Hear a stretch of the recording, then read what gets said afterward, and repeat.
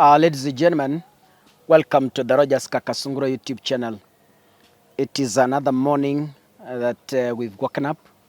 Today, I'm not in the office. I'm not in studio.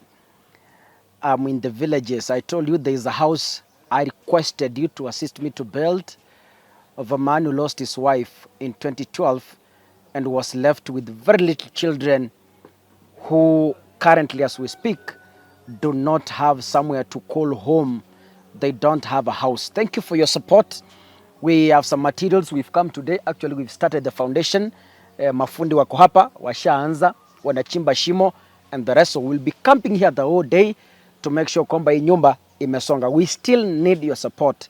If you want to support us, bado we need windows, tunahitaji viti, tunahitaji vitanda, tunahitaji mattresses. You can support us with whatever amount you can, 1,000, 2,000, 5,000, 10,000, 20,000, vile Mungu atakujalia. Back to politics. Yesterday, William Samoei Ruto dismissed, or to be precise, suspended his entire cabinet. And after the dismissal today, the IMF is speaking to William Ruto. And what is IMF saying?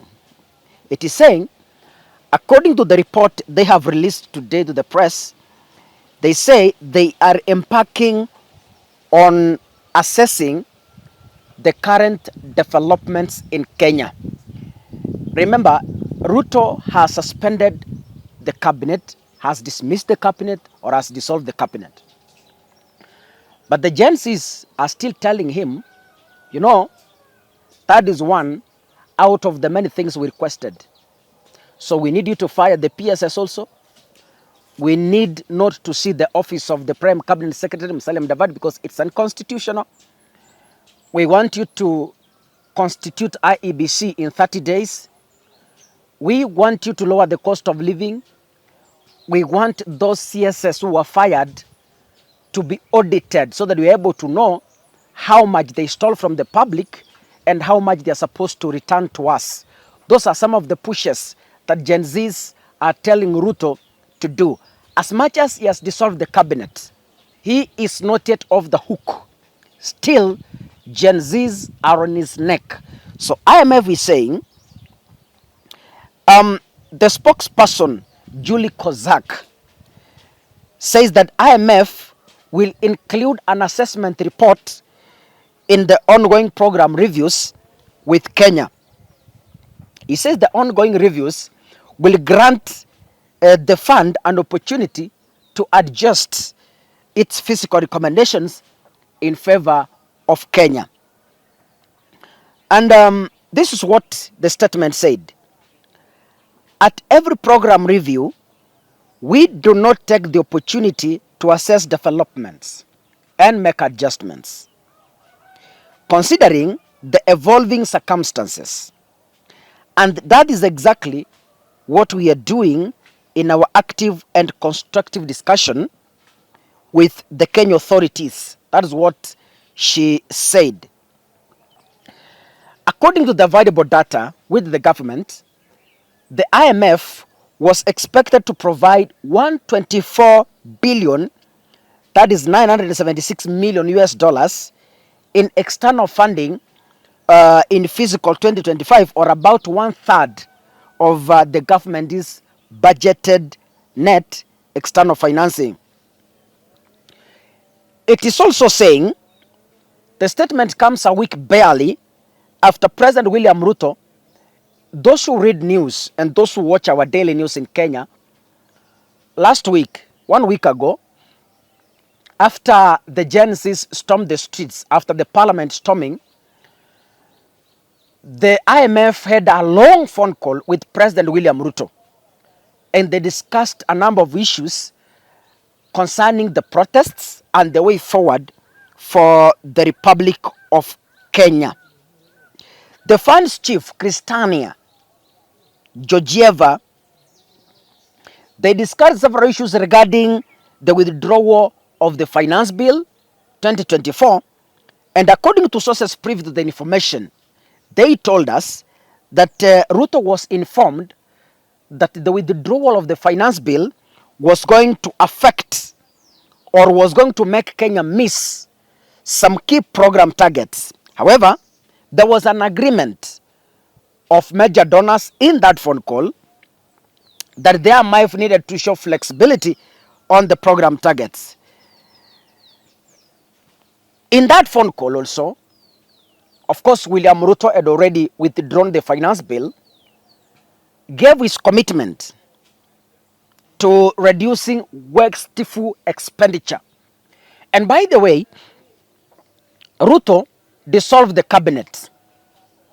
But as I told you in my previous videos, Ruto is going to also reduce the number of ministries. Some ministries are going to be enjoined with others to form one ministry. So he's going to reduce the number of ministries to a maximum of 15. If he will be adding, I don't know. But the information I currently have, the inside information that I currently have, is he is going to reduce those ministries to 15. However, I am not sure if there is a cabinet secretary who has been fired is going to retain his position. That one I can't promise, and that one I can't be sure. But then, if I go deeper into research, I can speculate in my other videos to come. So expect the new government of national unity, as it has been branded, that will accommodate Raila Odinga and William Ruto. Expect 15 ministries and expect 15 CSS. Some are going to be tapped from Azimio, and others are going to be tapped from the Kenya Kwanza government to unite Kenya. So it's no longer Kenya Kwanza government, it's no longer an Azimio government, but it is, I told you, if you take in interest on what I said, I told you William Ruto is rebranding. He is rebranding from UDA and Kenya Kwanza to make something new so that he's able to manage the destroyed name out there, the destroyed face of Kenya Kwanza and UDA at large. So the government we are going to have, it will no longer be called the Kenya Kwanza government. It is going to be called a government of national unity. Kwa hivyo hata mkiwa bungeni hauwezi sikia wakisema serikali ya Kenya Kwanza, mara serikali ya Azimio. Itaenda kukua serikali ya umoja wa kitaifa, government of national unity. Let me say this as I conclude. The Gen Zs are winning this battle. And this is going to help us because the cabinet secretaries who are going to be appointed now after this, one, they will not brag. Two, they will never be arrogant. Three, they will not showcase expensive dressings like Kipchumba Murkomen.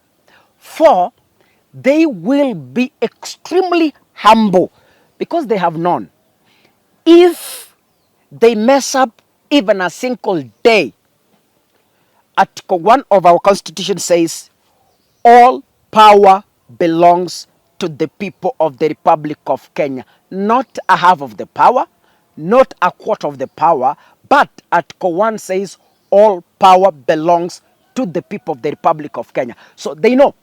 Anyone who is going to be appointed knows if he messes around, he just goes home or she just goes home. This is the correct and the best trajectory we are headed as a country. I support Gen Zs. You should never give up. Push for more reforms from this government. God bless you, ladies and gentlemen. See you in the next video. Asanteni sana. Sisi wacha turudi. We are on with the building and we hope by tomorrow Monday hii nyumba tutakuwa tumemaliza. God bless you.